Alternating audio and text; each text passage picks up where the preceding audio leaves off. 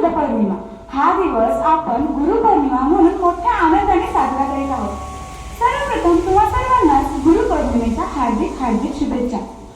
गुरुपौर्णिमेला व्यास पौर्णिमा असेही म्हणतात, कारण याच दिवशी आदि गुरु व्यासांचा जन्म झाला होता. भारतीय संस्कृतीत गुरुचे स्थान अतिउच्च आहे. गुरु हे परमेश्वराचे दुसरे रूप मानले जातात. गुरु हे तेजस्वी सूर्याप्रमाणे आहे. ते सूर्यासारखेच प्रकाशरूपी ज्ञान साऱ्या जगाला देण्याचं काम करत असतात. कुंभार ज्याप्रमाणे एखाद्या मातीच्या गोळ्याला आकार देऊन एक सुंदर असे मडके घडवतो, अगदी त्याचप्रमाणे शिक्षक हे एखाद्या मानवरूपी व्यक्तिमत्वाला आपल्या उच्च विचारांनी आणि संस्कारांनी आदर्श घडवतात. गुरुचे ज्ञान हे सागराप्रमाणे अथांग असते. असं म्हणतात की आपल्या आयुष्यातील आपले प्रथम गुरु म्हणजे आपले जन्मदाते आई वडील असतात व त्यानंतर आपले गुरु शिक्षक असतात. शिक्षक आपल्याला नवनवीन ज्ञान देतात, आपला सर्वांगीण विकास करतात, या जगात चांगलं काय आणि वाईट काय हे शिकवतात. आपल्या आयुष्यात येणारा प्रत्येक संकटाला कसे धैर्याने तोंड दिले पाहिजे हे शिकवतात.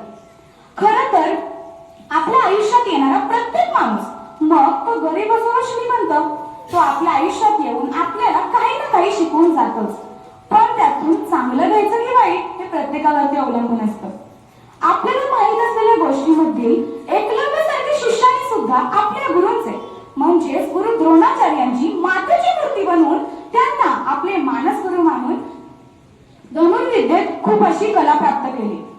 म्हणूनच गुरुपौर्णिमेच्या औचित्य साधून मी तुम्हा सर्वांना सांगू इच्छिते की आपल्या गुरूंचा आदर करावा, चांगला अभ्यास करून, चांगले कार्य करून आपल्या शिक्षकांचा, आई वडिलांचा आणि शाळेचा गुणगौरव करावा.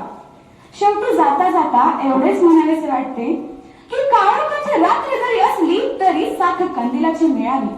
काळोखाची रात्र जरी असली तरी साथ कंदिलाची मिळावी. देवाऱ्यातील वाट सदैव तेवत राहावी. देवाऱ्यातील वाट सदैव तेवत राहावी. माझ्या साऱ्या गुरूंना दीर्घायुष्याची शिदोरी लाभावी. दीर्घायुष्याची शिदोरी लाभावी. धन्यवाद. स्वप्नांना बघायला वास्तवाचे डोळे लागतात. स्वप्नांना जिंकायला यशाचे बळ लागते. यशस्वी होण्यासाठी कष्टाचे फळ लागते. यशस्वी होण्यासाठी कष्टाचे फळ लागते आणि त्या प्रयत्नांना बळ येण्यासाठी गुरूंचे आशीर्वाद लागतात. गुरूंचे आशीर्वाद लागतात. ज्या गुरूंनी आपले व्यक्तिमत्व घडवले त्यांना नतमस्तक होण्याचा दिवस म्हणजे गुरुपौर्णिमा होय. आपल्या भारतीय संस्कृतीत गुरूंचे महत्व अत्यंत आहे. आपल्या शास्त्रांमध्ये गुरूंची महती अशा प्रकारे गायली आहे. गुरुर ब्रह्मा गुरुर विष्णू गुरुर्देव महेश्वरा गुरु साक्षात परब्रह्म तस्मै श्री गुरुवे नमः. अर्थात गुरु म्हणजे ब्रह्मा, विष्णू आणि महेश. गुरु म्हणजे ईश्वराचे दुसरे रूपच. आषाढ शुद्ध पौर्णिमेला गुरुपौर्णिमा साजरी केली जाते आणि आपल्याला जीवन जगण्याची योग्य कला शिकवणारे महानायक म्हणजेच गुरु होय. मूर्तिकार ज्याप्रमाणे दगडाला सुंदर आकार देऊन मूर्ती घडवतो, अगदी त्याचप्रमाणे गुरु मानवरूपी व्यक्तिमत्वाला आपल्या आदर्श संस्कारांनी आदर्श बनवत असतो. शेवटी एवढंच म्हणेन, धरती कहती अंबर कहता सबका यही तराना है. धरती कहती अंबर कहता सबका यही तराना है.